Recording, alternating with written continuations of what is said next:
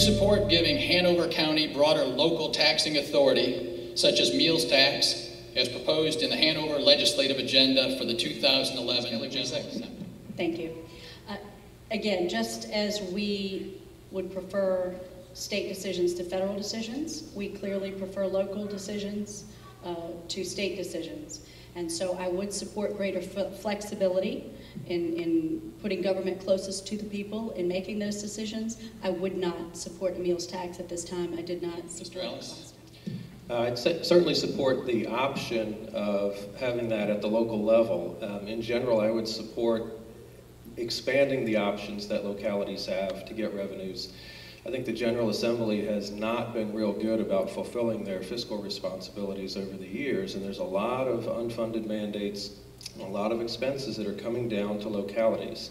So I would always be in favor of expanding the options that are available to localities. Whether or not I would support a meals tax itself, countywide, I think that would be problematic. But we have a lot of special tax districts around the county that have limited geographic reach. And it may be that we could explore a special tax district that was focused very closely along the interstates where we might impose a meals tax there. It's worth talking about. But the question, literally, yeah, I would support that option coming down. Do you believe in sustainable development? End of question. Explain. I do believe in sustainable development, and I'm kind of glad it's coming this way because I thought Mr. Peterson and Mr. Gordon captured a lot of the aspects of that. I'm aware of the fact that there are folks who look at the term sustainable development as something that means a lot more. I tend to use the word in the way that Mr. Peterson did, in the way that it's in the dictionary. I like our English language. I like to use words that are found in the dictionary in the way that they are defined in the dictionary. So in that sense, I do believe in sustainable development. The alternative would be unsustainable development. And to me, that means a course of action that cannot be continued at some point.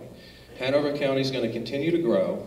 I mean, what got me out to run 4 years ago was the comp plan update process, which I thought was not a good process because it lacked enough citizen input and influence, and I didn't like the result. I thought there was too much growth put into the plan. However, I don't disagree with the principles that Mr. Gordon laid forth. You do have to have a plan. It's irresponsible not to have a plan. And I use sustainable development the way it's found in the dictionary, so I do believe in it and I support it.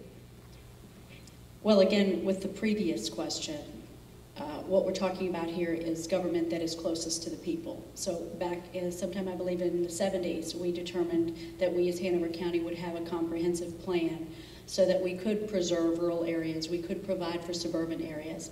I happen to choose to live in a suburban area because, you know, I don't want a lot of yard to keep up with. So, but I respect people's rights to live out in a rural area. So I think it's wonderful that we have that option. And we have that option because we determined that we would have a comprehensive plan.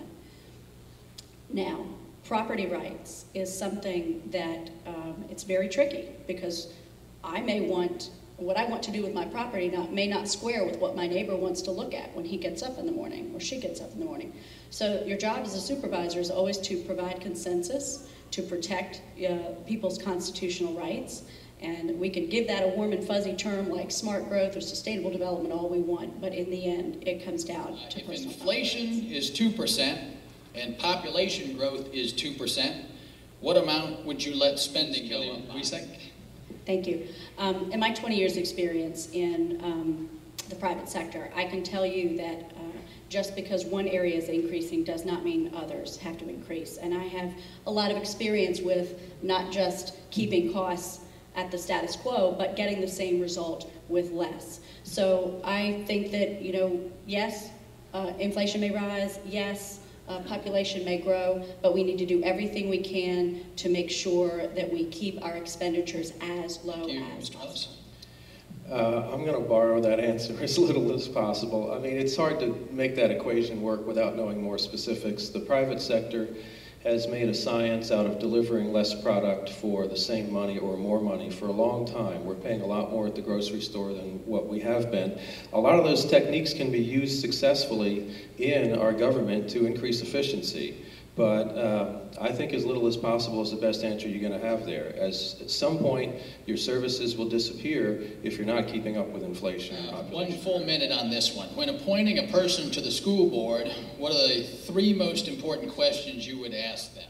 I would also plan to do interviews and not make political appointments for a school board, planning commission seat, and so forth. I am actually finishing up my doctoral dissertation at VCU on how people perceive the quality of public schools. And so one of the questions I'd want to ask an interviewee for the position comes from my dissertation work, and it would be basically, when you think of the quality of a public school, what comes to mind? How do you know a good quality public school? And I think that will lead them to discuss things that would lead us down other paths. It would be illustrative, illuminating. The second question I would ask is, what big issues do you see facing Hanover County Public Schools in the next 5 to 10 years, and where do you want to see the schools be in the next 15 or 20 years? And then finally, similarly to some previous comments, do they have the time and the commitment, and are they a team player so that they have the attitude and the skill set to do the job? I think the number one thing I'm going to look for is common sense. Is this person really more concerned with doing what makes good sense for our children as opposed to promoting some sort of political correctness? I'm also going to look for a problem solver. I want somebody who's going to be able to be fair, make good decisions, do more with less. I'd like to see somebody who can keep us getting 67% of the money we spend going directly into the classroom, making us in that top 10 in terms of performance and that bottom 10 in terms of per pupil spending. I think that's a great statistic for us. And then again, constituent service, someone who has a sense of responding to parents. There's very little that is important to us than the care and the treatment of our children, so I want to make sure that those people are responding to parent correctly. Have any of you ever switched and or denounced a political party? If so, Kelly, why? I am the Republican candidate for the Chickahominy District. I have been a Republican virtually all my life, though I was raised to believe that you voted for the candidate, not the party. However, I found that I'd never voted for a Democrat, so I decided to join the Republican Party. And I think that, thank you. I think that it's important to note that as Republicans, we have a creed, and as chairman of the Republican Party, I read that creed at the beginning of every meeting. It espoused where we were going, what we believed in, and of principal importance to that, I believe, was that we as individuals should assume our responsibilities as citizens in a free society, and I think that that's what we're all about here tonight. Thank you. Thank you, Mr. Ellis. I have always, for a long time I considered myself to be an independent, and I have voted Republican, I have voted Democratic, I have voted third party. After George W. Bush got elected for his second term, I joined the local Democratic committee. When I ran in 2007, I resigned from the committee to run as an independent for the board. I lost that election, I rejoined the committee. When I decided to run this time around, I resigned from the Democratic committee to run as an independent. And that's primarily because of my job. My full-time job is at UVA. We do survey research for a lot of Virginia state agencies and local governments. And my boss feels it's very important to keep the workplace as apolitical as possible. So that's the primary reason. Secondarily, I do think it would be useful to have independents on the board. I think taking a step away from political party bosses is a healthy step. Thirdly, I do recognize, I'm not a complete idiot, that it does make it easier to get the conversation started. I have denounced Republican top leadership, but I've made a very careful distinction between top leadership and the good people who are the rank and file of the Republican Party. Do you believe individual rights come from God or from government? I think our rights are intrinsic to us as human beings, and so those who see God as the ultimate creator and the ultimate arbiter of who we are would say that those rights come from God. There are people, as the pastor mentioned when we started, who do not believe in God. There are people who believe in different forms of God. There are people who believe in more naturalistic types around the world. So if you expand that concept, I would say that our rights are intrinsic to us as individuals. They're about our autonomy and our control over our own circumstances. Government is a creation of ourselves to protect our rights, not to give us our rights. They're there beforehand, but government protects our rights in its best form. Thank you, Ms. Kelly Weissek. Amen. I too believe that our rights come from our Lord and Creator, and I think this would be a good time to say that there's something else I think that we don't talk about enough, and that is that we all are entitled to a certain amount of human dignity, and our Lord intends that for us, but work is intrinsic to that sense of human dignity. And so unfortunately what I think we have done is sometimes we're relying on government to give people things, and it disrupts their ability to have dignity in their lives and to provide for their families. So government, in addition to protecting the rights that our Lord has given us, should also insist that humans work for that dignity as well. Concerning high-speed internet, how much federal and state grant money is available to implement? Ms. Kelly Weissek. Thank you. I have had the privilege of serving on 2 of the high-speed internet committees, and I can tell you that our research has showed that there is no federal or state money grant available to us. We, as a county, are too affluent by someone's standards, and we are also too populous by the other standards. And let's be honest, federal and state grant money is taxpayer money. So whether it comes from the state, whether it comes from the county, whether it comes from the federal government, if it's grant money, it's coming out of your pocket. So we are investigating a number of very positive, in my opinion. Just tonight we heard some very positive solutions and options that may actually bring us better results for our citizens, and at this point I would be supportive of the county being a resource to provide citizens the information so that they can obtain high-speed internet service through the private sector wherever possible. Thank you. Mr. Ellis.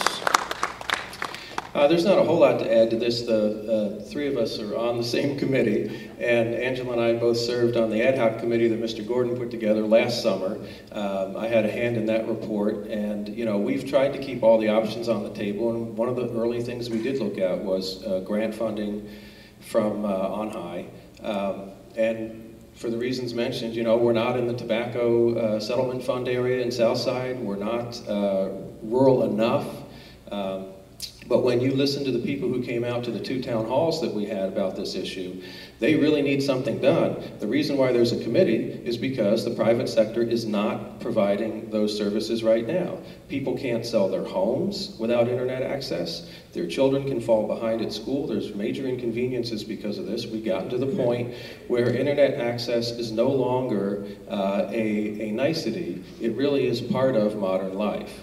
So we're working on it, but I think some type of public-private partnership with facilitation is where we're headed. Would you be in favor of term limits for the Board of Supervisor position? Mr. Ellis.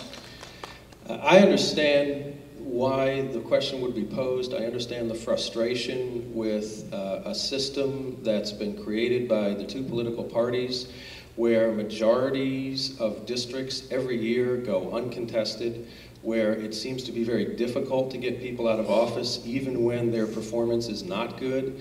But I really still have to say that we've got to do a better job as citizens to create that term limit every election. I would not want to see term limits, but I understand the frustration. Maybe that's a soft no to term limits. Yeah. Change for change's sake is not always a good thing, as our friend Elton Wade put it. We had that in 2008. That change isn't working out all that well, in my opinion.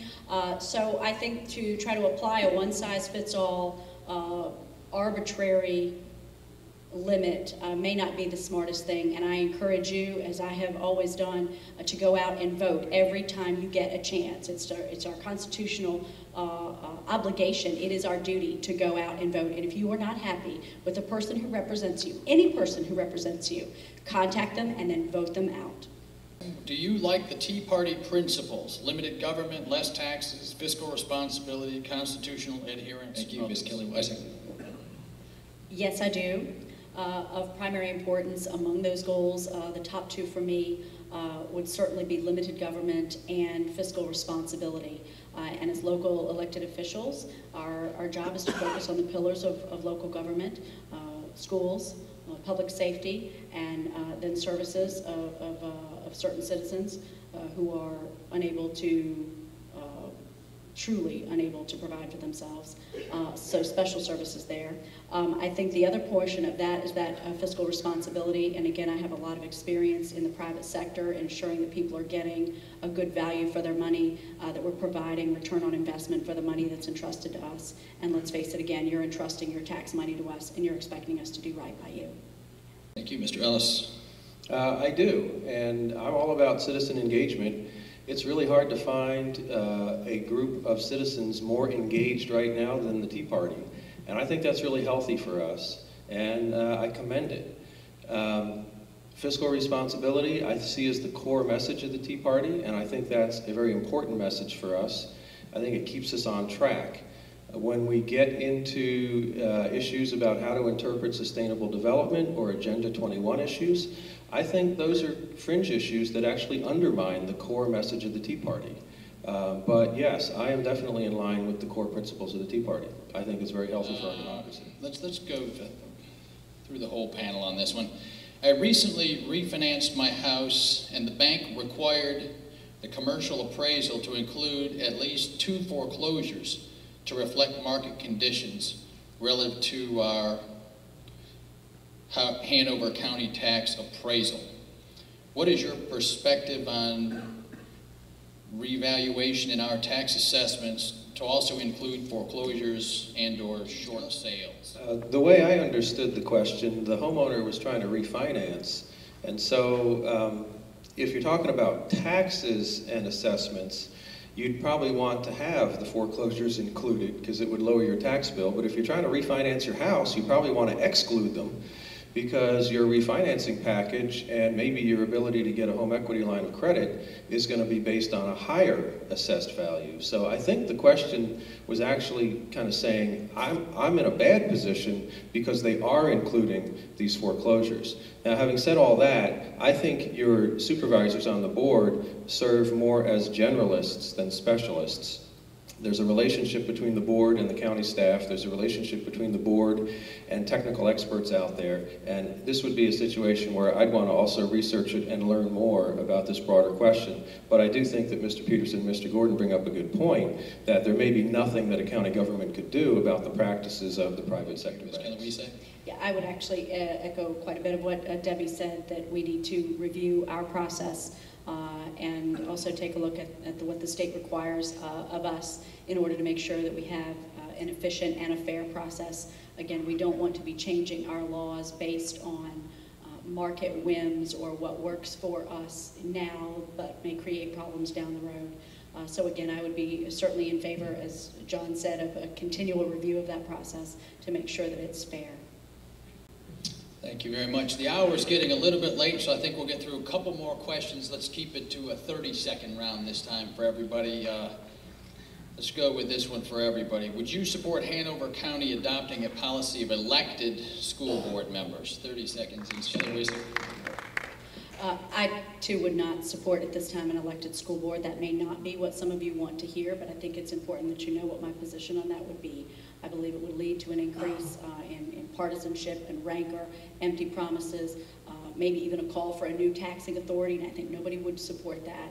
One other point, I have actually read a couple of articles where they're looking at returning statewide to appointed school boards because of the problems that some localities have had. Thank you, Ms. Rellis. Angela and I actually talked about this at one of our little subcommittee meetings on the High-Speed Internet Committee a few months ago, and for some reason a couple years ago I was hitting the internet to research this issue, and I don't remember why I was doing that, but you know, it was probably a Friday night. It was really exciting. It was time to look at elected school board issues. The research that I was able to find, and it was on the internet, so it must be true, is supports the position that we probably should not go to elected school boards. I found a reasonably good paper, no difference in performance, and the problems that the other folks cited. On our final question for the evening, I can put it in a general form. What will you do to help strengthen business in our community? If you want to go on by reducing government regulations, but in general, what would you do to strengthen us? I'm going to have to talk fast. I would approach it as a partnership. I think the private sector actually needs the infrastructure investment from the public sector. The public sector obviously needs the revenue, the tax revenues from the private sector. They both need to be there for each other. It is a team effort. But I would want to focus on the small businesses in Hanover County. I'd want to see our county staff expend the same effort and creativity and energy to find ways for them to be successful that I've seen them expend on behalf of some of the big guys. I think we can emphasize historic tourism and agriculture. I think this area is the best area for history in the entire country. If you understand this area, you understand the United States. Thank you.